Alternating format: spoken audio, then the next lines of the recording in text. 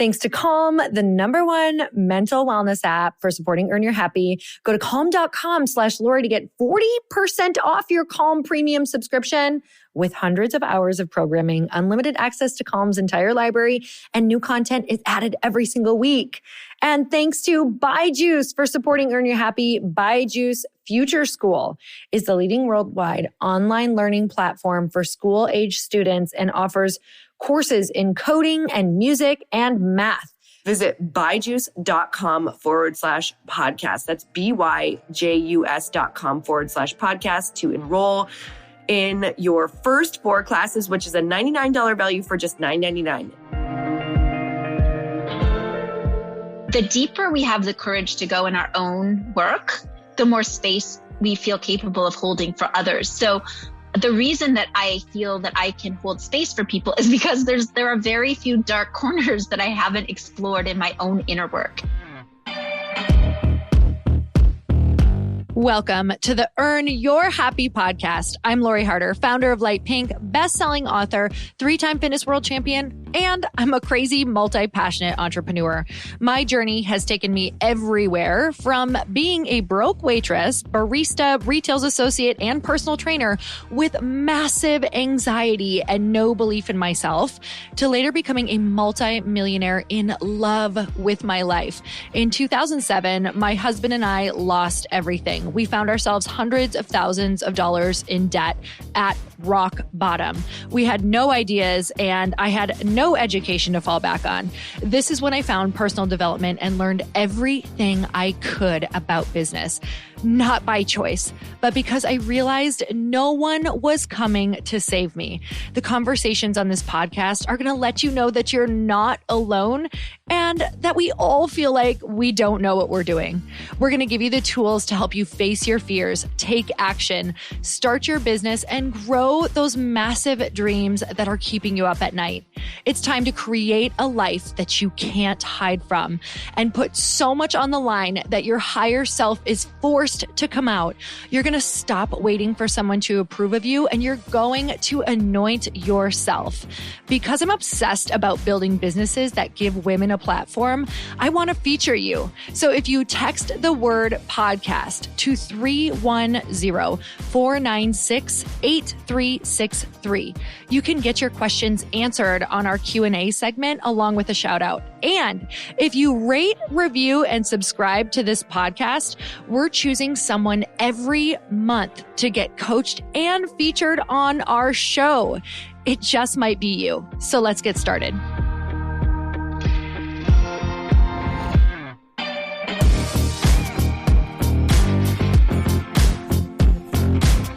Hey everyone, welcome back to the show. Today, you get to meet and listen to one of my favorite people in the whole world. That is Lindsay. She's been changing my life ever since the moment I met her. She is actually one of the women that I wrote about in my triad, my Bliss tribe, in my book, A Tribe Called Bliss. We met for years and years and years, every other week for an hour, talking all things business, life. Really, the most personal things I've ever shared in my life have been shared with this woman. And I can tell you that today she is going to change your life as well. She's a transformational leadership expert, international speaker, master coach to global game changers, TEDx speaker, HuffPost blogger, author of The Path of the Unicorn, and founder of Alive and Awake. And so many of the quotes and sayings that I have used, the pivotal moments that have changed my life from her advice. You are going to hear some of these, and I promise you there's something about her that just gives you something to cling to and really understand and change your perspective to the point where you can decide to change in an instant. And I really think that the way that she teaches is that powerful. So you guys, I can't wait to have you listen into this conversation and hopefully picture yourself just sitting at the table with us like you were one of our friends, one of our girlfriends. And let's get started.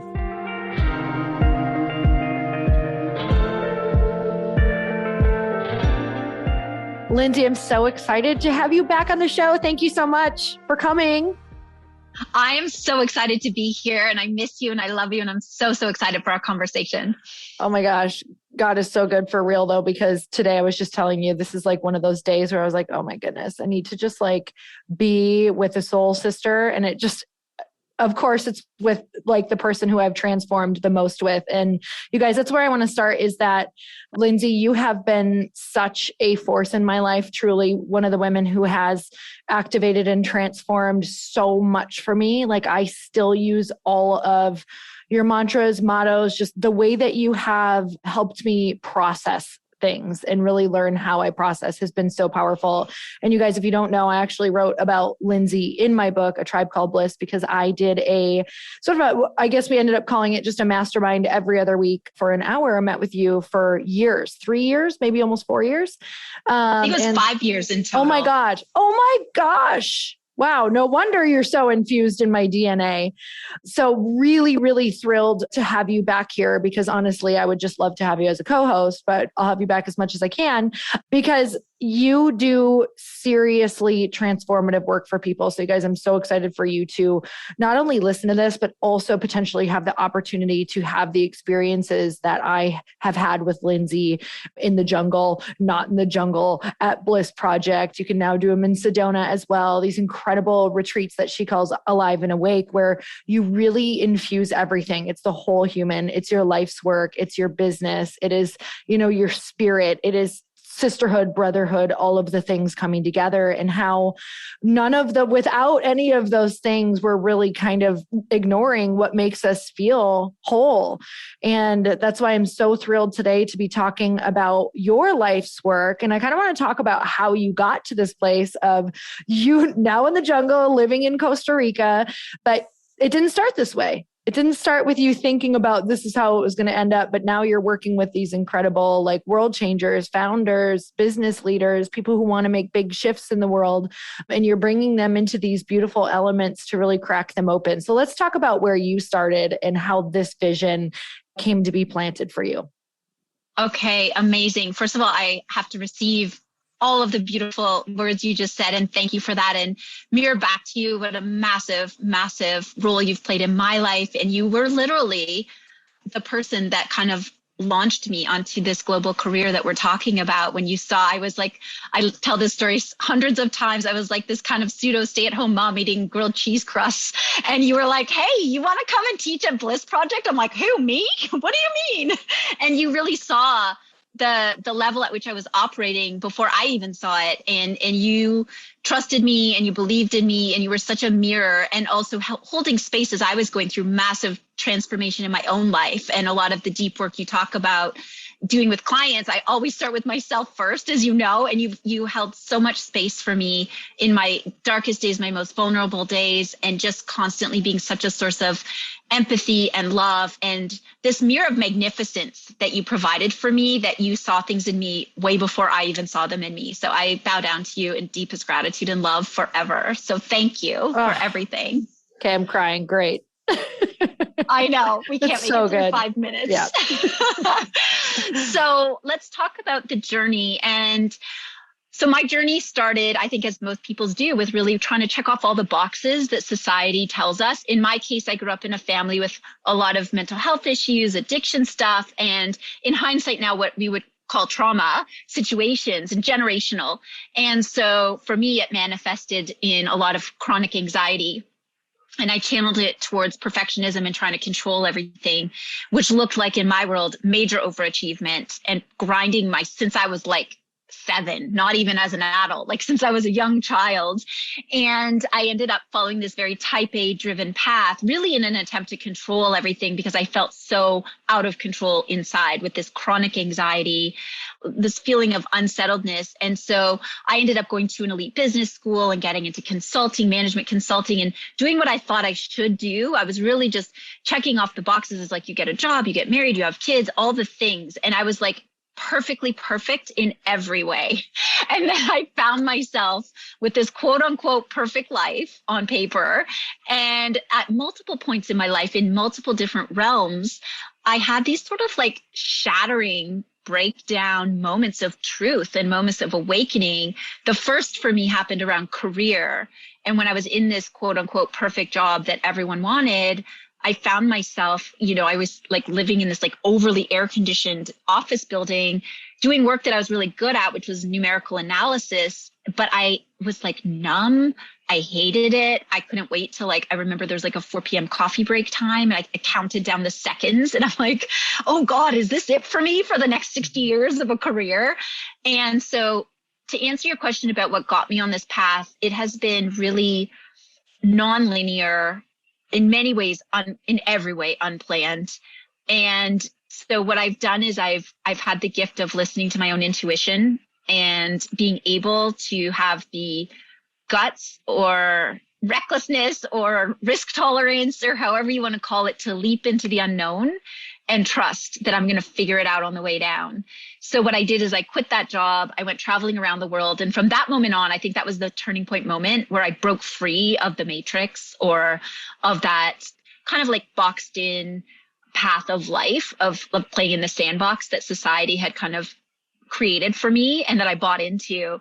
And so from then I've had this, I would call it more of like a hybrid model of, I'm very much a believer in strategy and creating vision. So I've always had clarity, and through my coach training and the work I do with clients, clarity about my life purpose, my vision, my values. So I did a lot of work around articulating that as kind of like the architectural framework of what it is I wanted to create. Why am I on the planet? And that's when I really transitioned into coaching, doing work with transformational leadership, speaking, working in organizations. But within the context of like, this is the life I want, and this is the type of work I want to do, I've also been very much in my intuition and available for the flow of what unexpected things life throws at me. In my case, usually it's like a giant smackdown from the universe, or like a smash in the head, because I'm very stubborn and determined and tenacious, which is good in many ways, but I sometimes don't listen to the whispers of my soul until they become screams. So a lot of what I talk about, like breakdown or shattering moments, are those awakening moments that have pivoted me professionally, personally, where I live, having awakenings, for example, that I was meant to live in Costa Rica at a time when it was insane. There was not even cell phone service. There were no doctors in town. There was like nothing here. And my soul was like, no, this place is for you. But then what I've done is I've mapped on like logic and strategy. So letting my mind and my strategic mind, my analytical and my planning, that inside of me, to kind of be in service of what my soul and my intuition is usually insanely telling me to do. I'm like, are you kidding me? That's crazy, soul.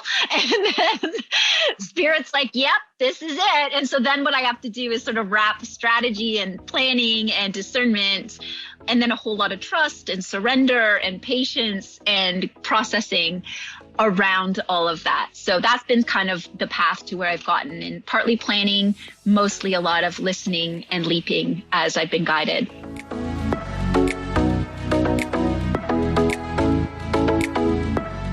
It's always an annual resolution of mine to focus on my mental health, as our mental health is constantly an area of our lives that we continue to work on and improve daily. And though I cannot always get to the spa to decompress, I love that I can turn to the Comm app to center myself in the comfort and convenience of my home, which is so important within my busy work days. I'm so excited to partner with Comm, which is the #1 mental wellness app to give you the tools that improve the way that you feel. And we know that the way that you feel is how you show up in your life. Clear your head with guided daily meditations, improve your focus, which is what I'm all about and what I need, with Comm's curated music tracks, or drift off to dreamland with Comm's imaginative sleep stories. These are, no pun intended, super dreamy. The guided daily meditations are my favorite. They're quick but intentional and really teach you to focus on your breath work and immediately, properly, which is no easy task. It definitely takes practice, and I am still a massive work in progress, but I love how simple and approachable Comm's meditations are. Not to mention, over 100 million people around the world are using Comm to take care of their minds, and you know I love that. Sleep more, stress less, live better with Comm. Comm is offering you a special limited time promotion of 40% off a Comm premium subscription at comm.com/Lori. Go to Comm, CALM.com/Lori for 40% off unlimited access to Comm's entire library. That's comm.com/Lori. Oh my gosh. I mean, what did that look like when you first started to think like, I should move to Costa Rica? Because you definitely, your life was not, it wouldn't be easy. What did that feel like first? And how did you know you couldn't ignore it anymore? I'm going to share this because I feel that many, many people are in a similar situation where like logically and on paper, your soul telling you to do something is literally insane. Like it's not even possible. Right? I'm sure you've experienced the same thing. You're like, literally not possible. And then it becomes clear that it's what needs to happen. And then it's up to us to stumble into the how and to like figure it out, as I said. So for me, to give a context, I was living in downtown Toronto. I was coaching exclusively in like Bay Street, elite law firms, investment banks, telecom. My business was entirely in that kind of those types of industries. I was married to my partner who at the time who was building tech startups. So he created 5 consecutive tech startups. We were very much in that early days of the tech startups, which required him to manage staffs of like 150, 200 programmers and people, you know, all these very hands-on. And then we were having babies and, you know, I wanted to have a larger family. So we had 4 babies and our life was very rooted in the North American kind of way of being and way of life. And then we came down here on this vacation for a surf camp for a week when I had my first baby, only she wasn't even yet 1. And I was following my passion of adventure sports, travel, you know, discovery is a huge passion I've always had. And I kept them very separate. But to explain how it felt, I will never forget, because I got out of the rental car, checked into this little hotel. There were like 3 hotels in town at the time. There was literally 1 international payphone, no cell service. It was like the days you would call with your calling card to your parents and be like, we got here safely. We'll talk to you in a week. And I remember getting out of the car and I think we're probably having like a smoothie before we got ready to go surfing. And I had this full body knowing. It's like, I felt like I've come home. And I've had it in a few different places throughout the course of my life. And it's a feeling of peace. It's a feeling of clarity. I can only describe it as a knowing. And for me, it's very physical. It's like a physical sensation, but it's also, I would say, maybe a soul or a spiritual knowing. And so I don't know if that's clear to articulate, but that's my experience of it. And then it was just kind of like, that's interesting and also insane as my mind jumps in and is like, live in Costa Rica, that's crazy. You know, you're birthing babies, you're doing all this stuff. There's not even a doctor in town. And your husband also is running tech companies and your whole business is in these like very corporate settings. So what I did is I just locked it. I'm like, noted, you know, thank you, spirit. Thank you, universe. And what I did is, and this is something I think is really powerful, it doesn't need to be like 0 to 100 or all or nothing all at once. And so what I did was I started to create my own reality in whatever ways I could. And for me at that time, it meant scraping together every spare cent that we had, which was almost none because we were in startup mode constantly, but to rent a house for like 2 weeks a year, to get my kids down here, to get myself down here and our family, and just experience like even 2 weeks a year of this pura vida, of this being in nature, kids naked on the beach, surfing, yoga, connected to a community that is like so high vibe, and really rooting into those values that I had and that knowing. And that went on for years, like I think 12 years of that, and eventually extended it to a month a year. And I would come down. This is important because I know specifically a lot of women who feel limited because maybe their partner can't travel or they have a different. So I had a partner who was he's a CEO of tech companies, like VC funded, like he was not on vacay mode ever. So I would come down by myself with the kids and bring my mom. And this is another thing I look back on it now and I think it's a little bit insane, but in a good way that I did it. But like to just do it, you know, just like buy the ticket, take the ride, as Hunter S. Thompson said. And so I would just show up in the jungle with my 2, 3, 4 babies under 6, and I would figure it out. And then my husband at the time would join me for the last couple of weeks. But almost every year I would say to him, hey, should we do this thing? And he would rightly be in full on startup mode and being like, I can't plan. I don't know what's going to happen, but I didn't let it stop me. And I'm proud of myself for that. And I think that many of us, we think, well, my loved ones don't believe in my vision, or they don't get it, or I can't because my partner's not bought in, or whatever those truths may even be. I want to invite people to continue to trust their intuition. And I really like that idea of like, it's better to beg forgiveness than ask permission. And so I would just be like, I totally get it. I understand. I'm going to go ahead and go, and you're welcome. I would love to have you join us if you can, but I understand that you have your career and your thing. I was able to work remotely always. And I ultimately ended up just taking that month off to be with the kids because my work is flexible by design, because I wanted that after I was in corporate. I was like, I want to have autonomy and freedom and be able to travel and work remotely. And so I created that for myself. But just because everyone in your life doesn't have the same reality doesn't mean that you need to sit at home and wait for everyone to go follow your dreams. And it's been my experience that over time, as I got older and wiser and had like many beautiful experiences under my belt, the less I care what other people think, and the more quickly you just pursue your own passion, your own path, the more quickly everyone comes on board.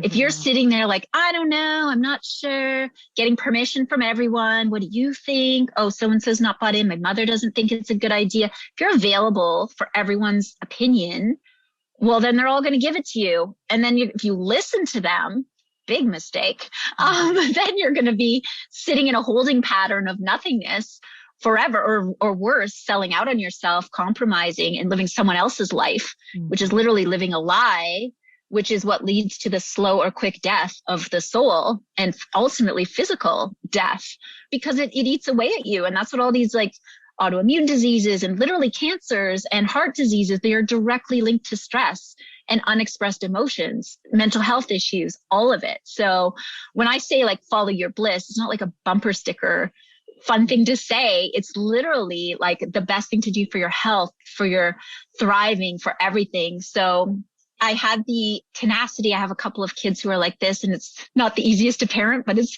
helpful sometimes to just be like, you know what, watch me. I'm just going to go do this and I'll figure it out. And that doesn't mean you're not terrified, scared, clueless, all of those things. But there's this tenacity of like just doing it and just leaping into it. And then all of a sudden everyone's on board. And when we fast forward now, that was like, that was almost 16 years ago. My daughter's turning 17 in March. And now it's cool to like travel with your kids and live nomadically, and homeschooling is a thing, and online learning and all these things that were radical and edgy and taboo, leaving corporate to start my own business. Like all of these things were very taboo when I did any of them.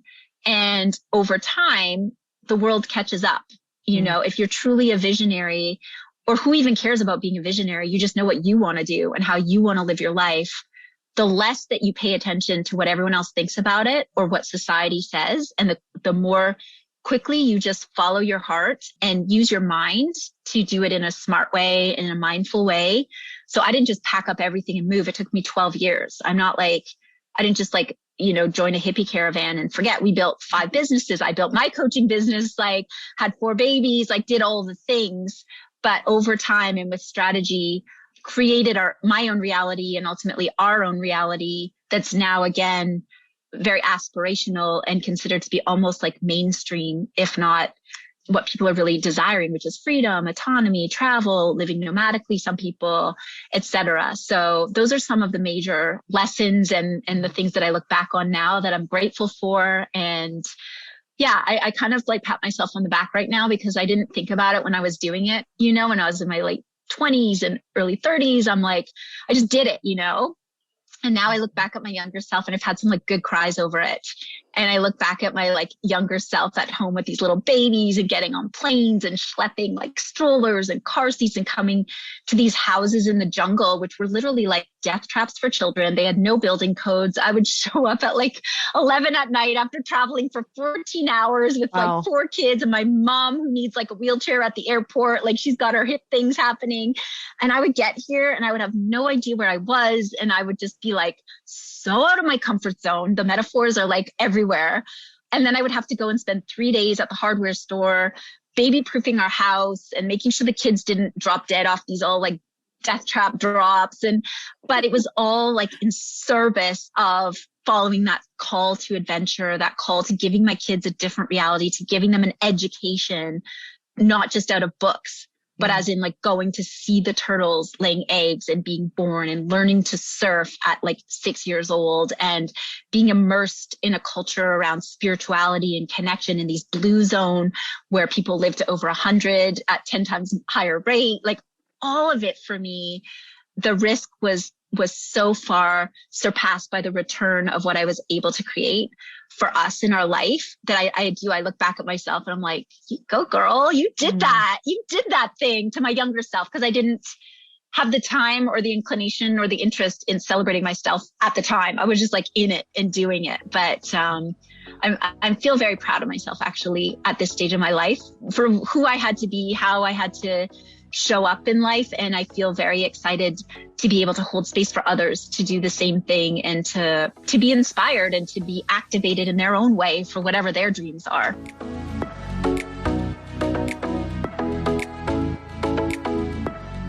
I'm not a mom yet, but I do have a ton of kids in my life. I'm a proud auntie, and I also have a ton of my best friends who have families of their own.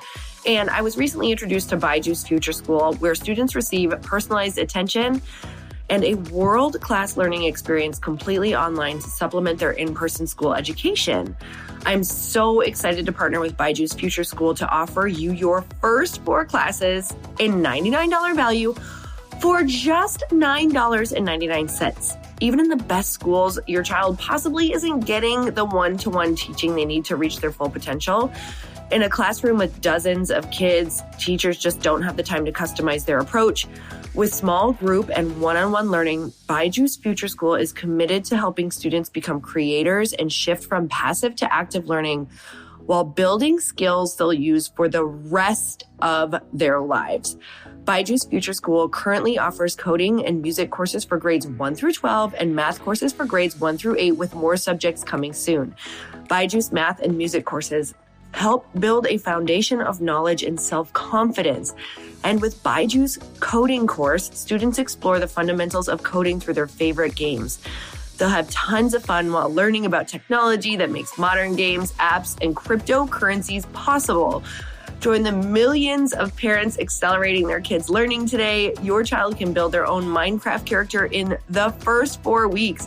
Visit byju's.com/podcast. That's byjus.com/podcast to enroll in your first 4 classes, which is a $99 value for just $9.99. That's 4 classes for just $9.99 at byjus.com/podcast.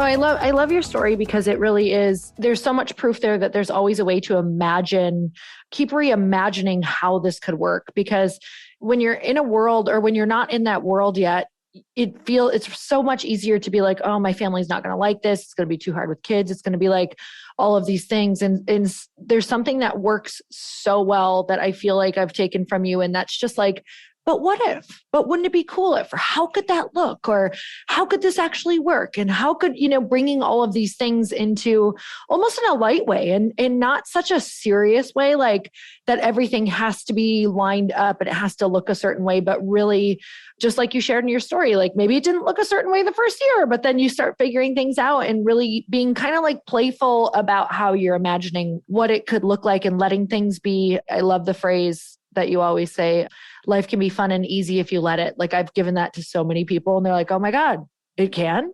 Like, yes. Is that a thing? Yes. And I'm like, you actually get to grant that yourself.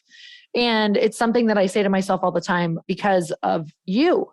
So, you bring people together and you bring them out of the box, like out of their box.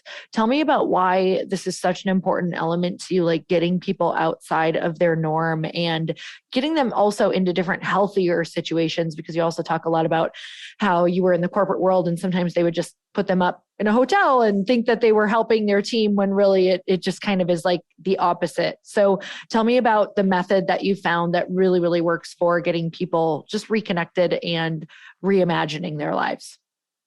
Absolutely. Thank you for that question, because I know you and I are so aligned on this.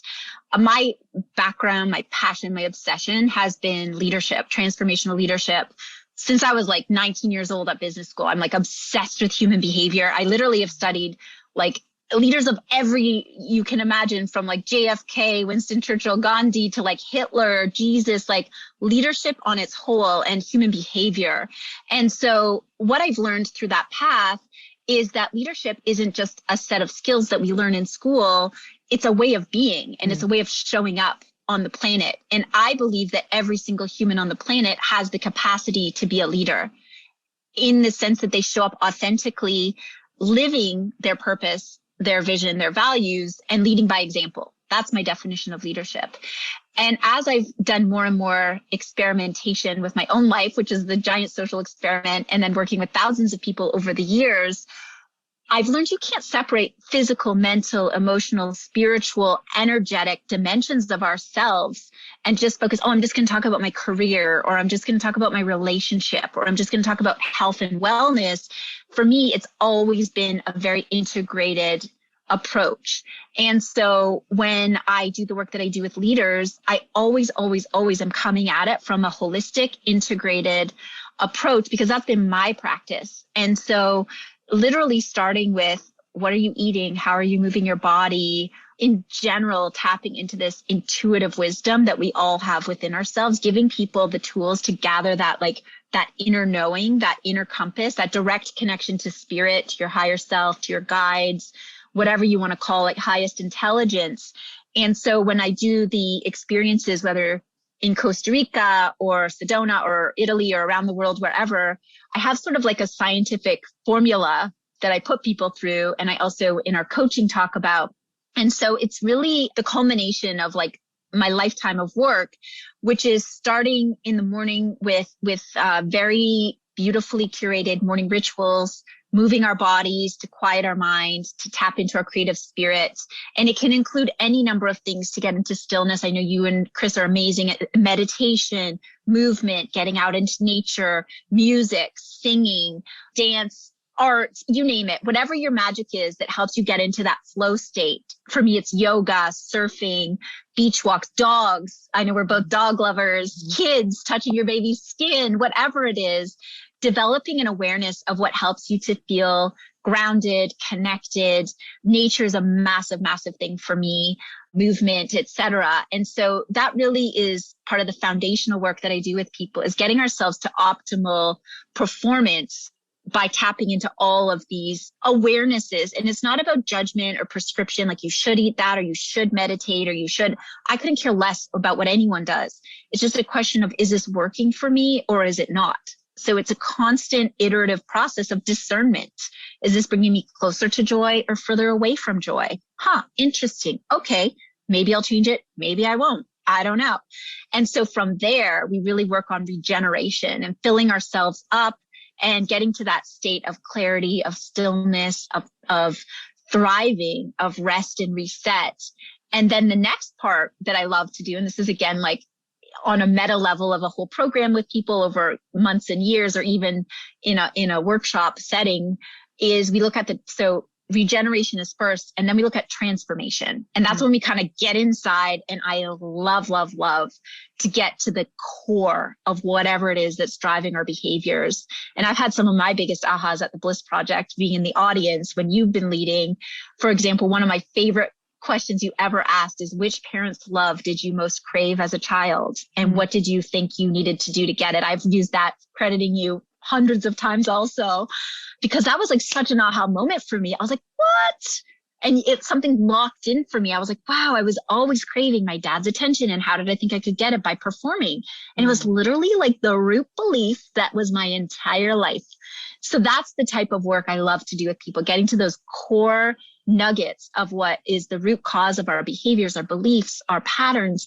Really obsessed right now with trauma recovery work, with understanding ancestral trauma and how that gets imprinted in our nervous systems, in our physical bodies. So these are the ways that I really love to integrate physical, mental, emotional, spiritual work from a transformative place, and really getting to the core of healing ourselves, reprogramming ourselves, whatever you want to call it. I think everybody is perfect as we are.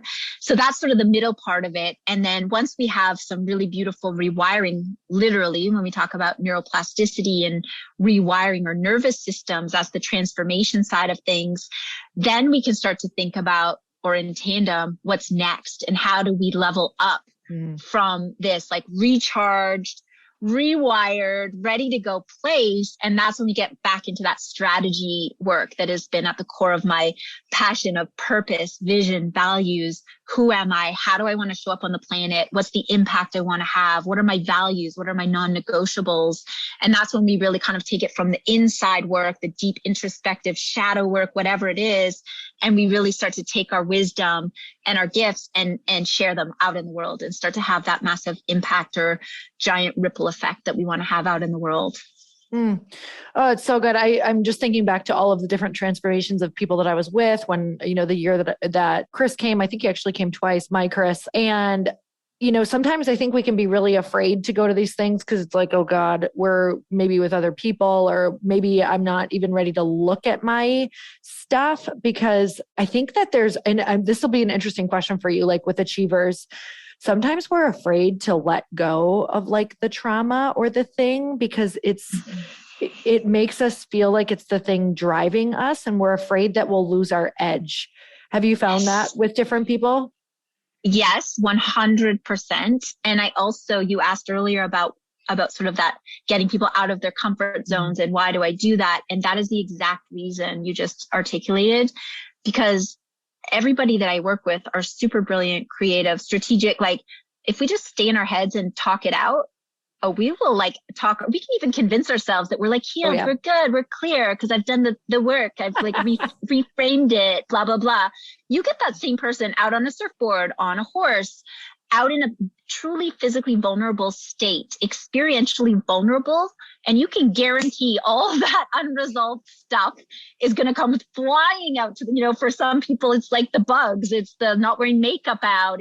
I never know what it's going to be, but I try to encourage so good. Everybody to find their edge. I'm a junkie because I want people to feel uncomfortable for the sake of accelerating some of this transformational work. If we're just living in the same safe space our whole lives, I'm obsessed with that idea of growth mindset, of finding our growth edges in a safe container, in a safely held space, because we can be so brilliant and outsmart ourselves. Even if we've done, like I'm the queen. I'm like, I did therapy on that for 10 years. I'm good with that. And then all of a sudden you get a new romantic partner, you get triggered, and like that whole abandonment issues or whatever it is for you fly to the surface. So that's the method to the madness. The people that I have worked with generally are hungry to grow, but we can even get addicted to our old ways. I know you and I talk about this all the time. Like I had an addiction to anxiety. You might have an addiction to control. You might have an addiction to needing to succeed or overachieve or prove yourself or recognition. And so it's not even that they don't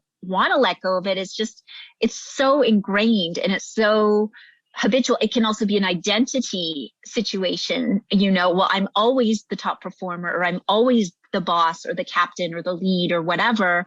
So it's very complex. And I think most humans generally resist change because, as we know, the unknown is sort of the greatest fear that most people have.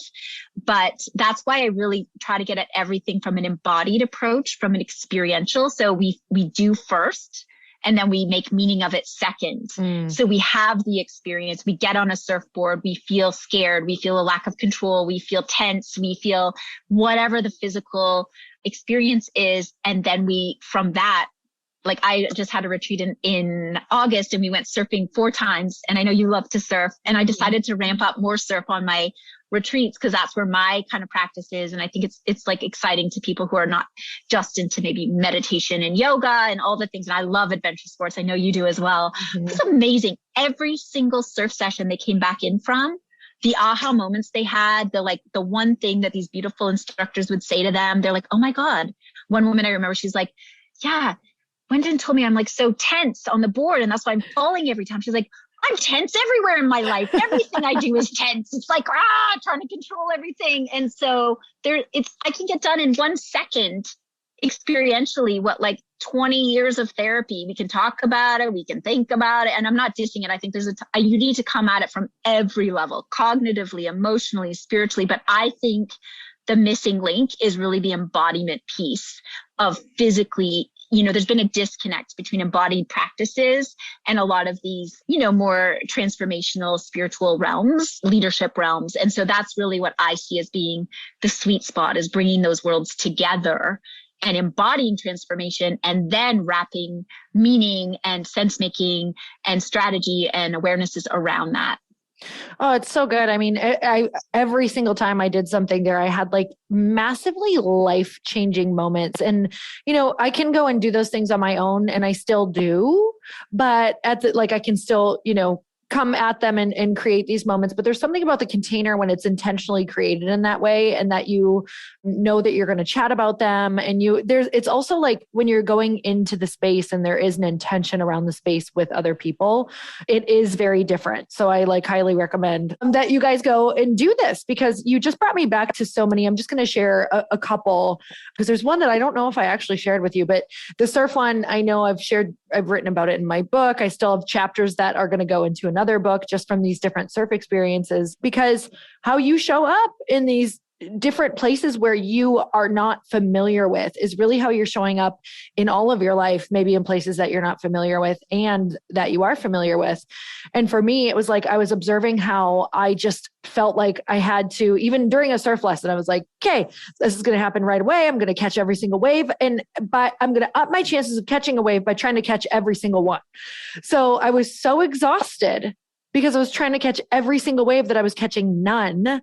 Like I was like half-assing it. I'd like get up and fall over because I was so tired from pushing so hard to get every opportunity and be out there, that nothing felt good. Like nothing was actually good because I wasn't focusing on one thing. And I'm like, oh my God, this is me. I'm trying to do everything and all of it sucks because I'm not focusing on the one. So it's like, that was just such a huge moment for me of like, reel it in, sister, and watch how far your energy can go and how beautiful this one wave can be and how good that can feel when you get to ride that wave all the way into the shore. So that was a huge moment. Then another one, I don't know if I shared this with you.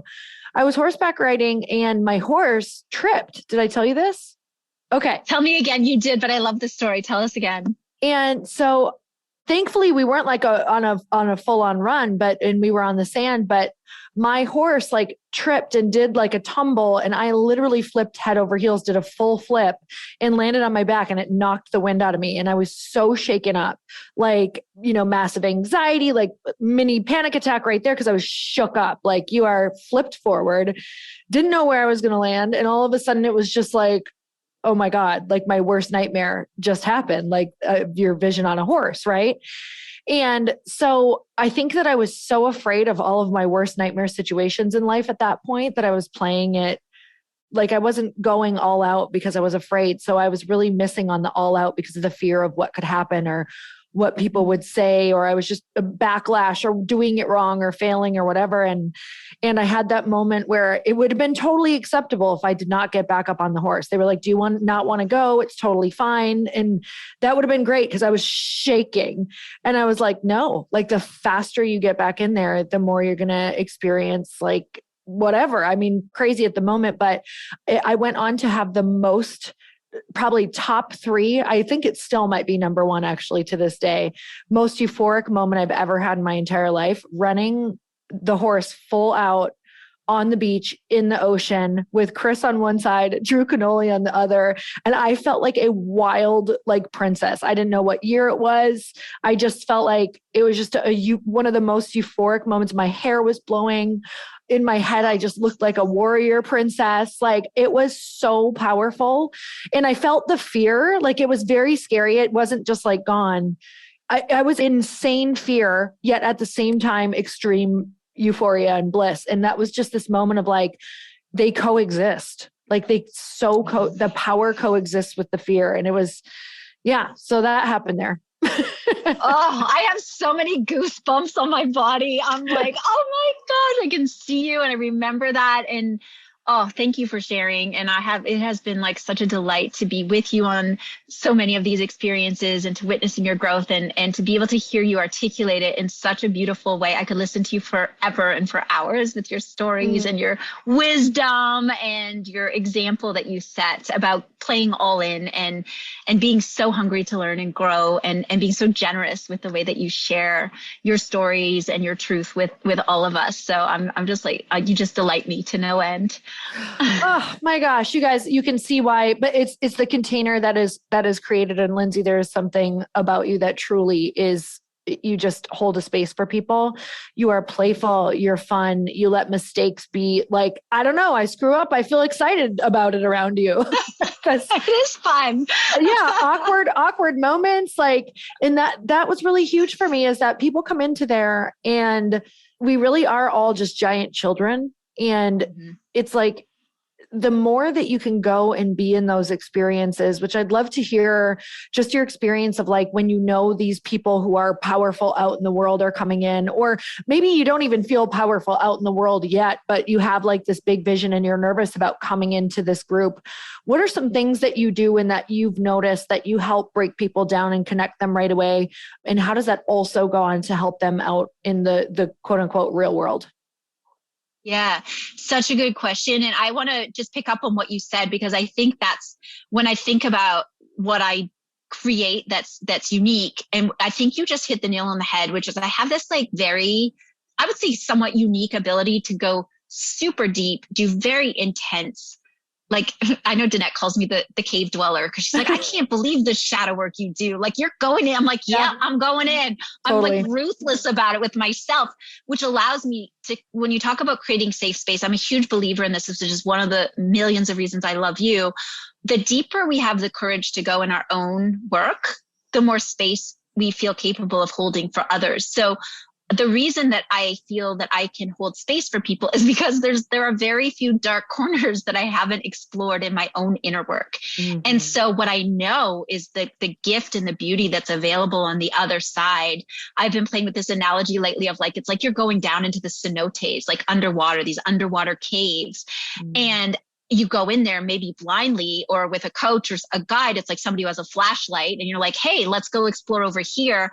But we need to go through the darkness and these dark, scary, unknown places in order to reemerge in the crystal palace, which is waiting for us on the other side, which is called our freedom and our emancipation and all of the gifts that come with that kind of the hero's journey of coming out on the other side with wisdom and clarity and compassion and love and joy and bliss and all these things. And so I used to be this hardcore perfectionist. And so when I hear you saying that you like get to fail and it's fun, I feel so excited because that took me a lot of work. And I think a lot of people out there can relate to this perfectionism of needing to be perfect. And when people come in to these experiences, they might have that feeling. Like I have many people say, well, I didn't think I was like enough of a leader to come. And I'm like, what are you talking about? Like every human's a leader. When I say I work with leaders, I'm like, couldn't care less what your job description is. Or I happen to also attract a lot of like visible leaders out in the world, but it's of zero interest to me. I'm just like excited about how people show up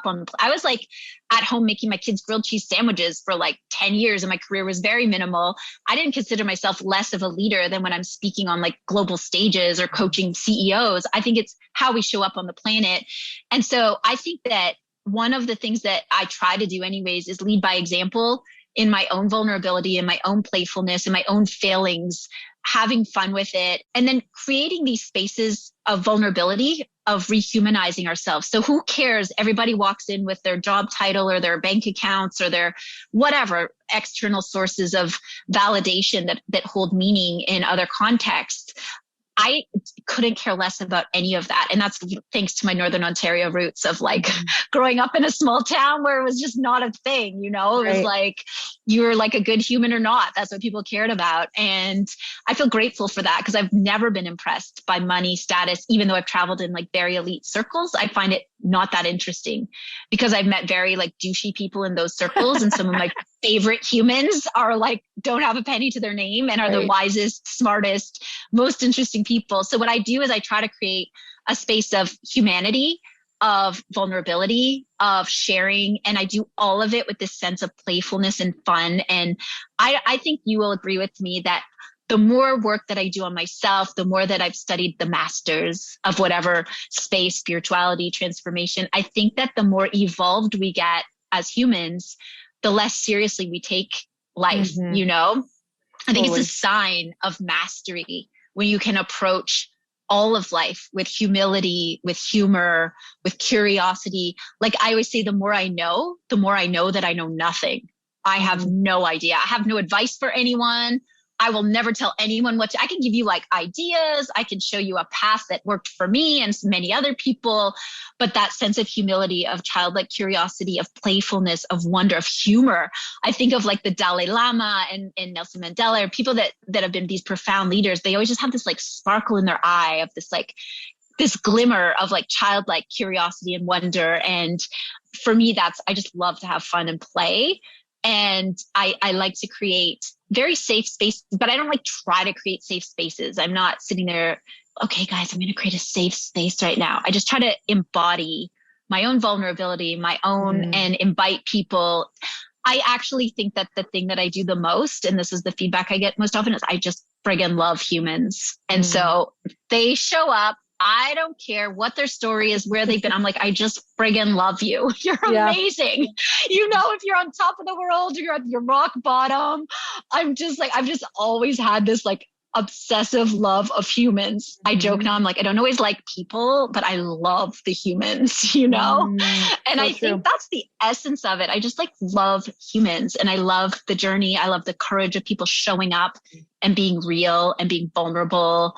I think it's like gangster. I think it's so badass, you know? I'm like, just cry, do those things, feel those feelings, have fun, be playful, drum in the rain, do whatever it is you want to do. I just think it's beautiful. The human experience to me is the most beautiful thing on the planet. Yeah, you definitely have been the person who's just like in my head, like, let her rip, like, let her, just do it. Like, let it, and for real, I feel so blessed to have had these experiences, and I want more of them. It's funny, like you can go out in the world for a while and you kind of start knowing when you need it again. And you're like, okay. Cause for a while there was like, okay, I need to like go use all these things and go. And now I'm like, okay, I think I might need to go be wild again. Yes. I will never forget the image of you drumming like the wild warrior princess that you are in the pouring rain. I have never seen you more. I get tears in my eyes just talking about it. I've never seen you more in your element, more aligned, more on fire, more empowered. And I've seen you in many beautiful, empowered contexts, but that wildness in you is so spectacular. And I know that it fuels you and feeds you for all the ways that you lead out in the world. So yeah, it's such a delight and a privilege to witness you. Oh my goodness. Well, this was like so divine for me today. I love how you guys, our internet connection on the last one that we tried to do was not working. And it's so perfect that it didn't work, because today was the most perfect day for this conversation. So Lindsay, I'm so grateful for you. How can people be a part of this? Because now everyone's like, oh my gosh, I literally need to go to this tomorrow. Yes. So my website is aliveandawake.com. I'm on Instagram at Lindsay Alive, Lindsay with an AY, and on Facebook at Lindsay Sikornik. So reach out to me, send me a DM. The information's on the website. And yeah, just reach out. I love to hear from people. If you have any questions, thoughts, comments, I have some fun kind of videos and things from past retreats. You can come and check it out. And I have an amazing video that I just did for my last retreat that is a really beautiful kind of summary of the types of things that we do. So definitely send me a DM, and I would love to hear from you and hopefully see some of you out on these beautiful wild adventures. You guys go find her, follow her, do all of the things. And you know what we love to do for our guest is to tag her on Instagram and let her know what your biggest takeaway was, or if there's something that she opened up for you. It's always so nice to hear how this particular podcast and her wisdom impacted your world. So definitely give her a tag and let her know what your biggest takeaway was. You guys know that I love to reshare your stories. And until next time, earn your happy. Bye, everyone.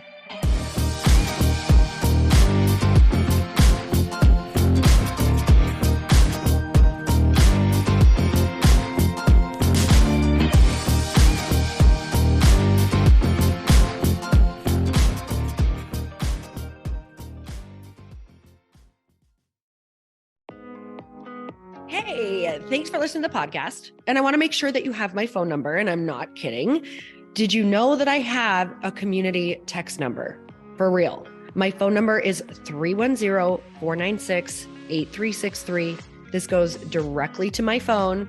All you have to do is text the word daily to 310-496-8363.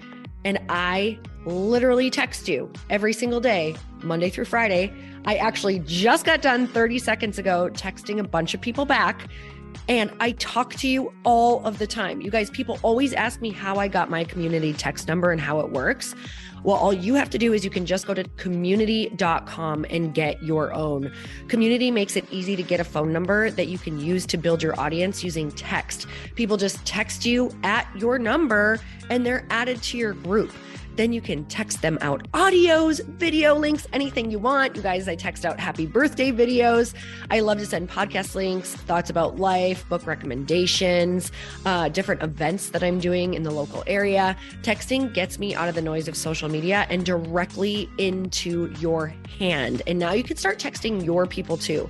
Just go to community.com to get your phone number.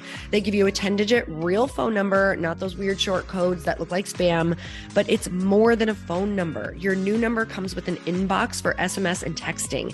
This means you can actually manage your text list from your computer and an app on your phone. You can schedule text to send at certain times and to certain groups. You can even set up auto replies or let your assistant or customer service team answer your text messages via Community's awesome dashboard. Just go to community.com and ask for a free demo. They'll show you how it works and get you your number.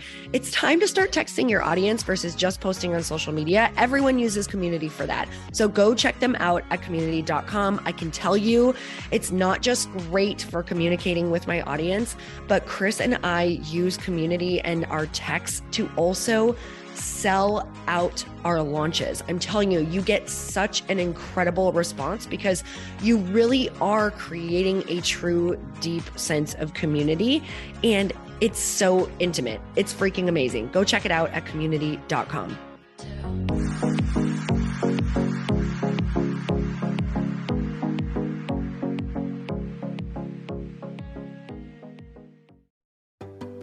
Hey, do you know what the big secret is this year?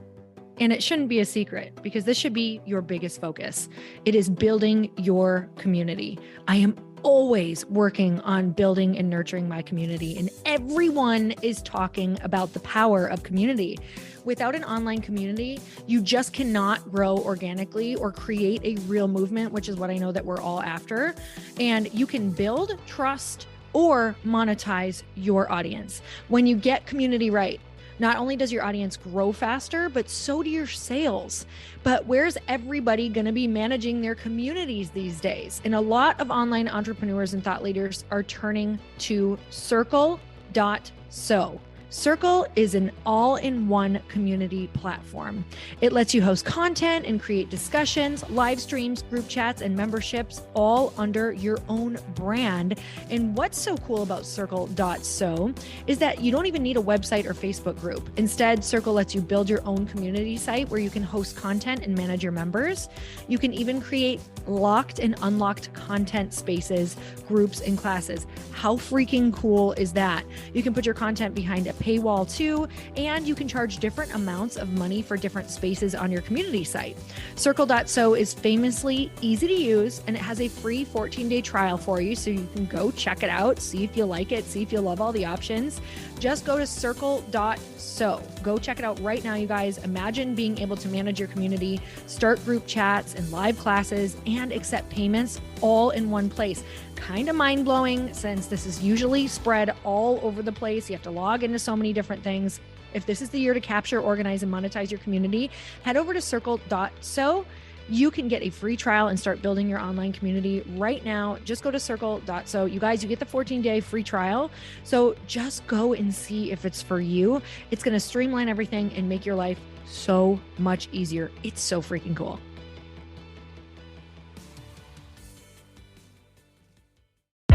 Hey, I know if you're listening to this podcast that you have big dreams and big goals. And one of the things that can really stop you is struggling with your marketing.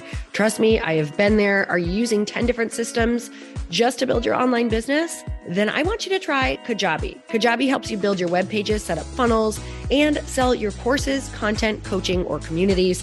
You've been hearing me talk a lot about funnels on this podcast and the importance of your email list. You can get a free trial at kajabi.com. That's Kajabi.com. I've talked about Kajabi before, but here's something that's super cool and new. They just rolled out an AI assistant for creating your online course curriculum. And this means you just type in a topic that you want to create on a course or webinar and bam, it just generates a sample outline for you. It takes a ton of the hard work away. Of course, you're going to customize it to be your own, but this really helps you get over the struggle of how in the world to start, which is where most people stop. If you're like me, starting is always the hardest part, and that's what makes Kajabi so popular. They've made it easier for creators to build web pages, build courses, build coaching programs, build membership sites, build checkout pages, and build email funnels. So if you're struggling with any of those, you got to go check it out. Go to Kajabi.com. Kajabi was really the first all-in-one system and is trusted by over 100,000 creators. I think that's good enough for me. Also has influencers and marketers who use this. And now their smart AI platform makes it easy to take what you know and turn it into an online course and business. Go start building with a free trial at Kajabi.com. That's Kajabi.com.